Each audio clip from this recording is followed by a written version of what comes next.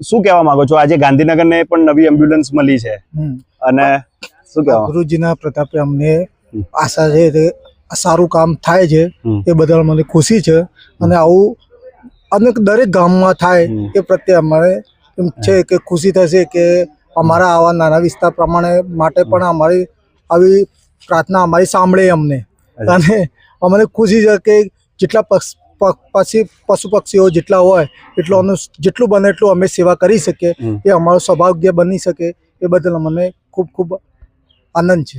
અને આજ સુધી કેટલા જાનવરો બચાવ્યા છે તમે?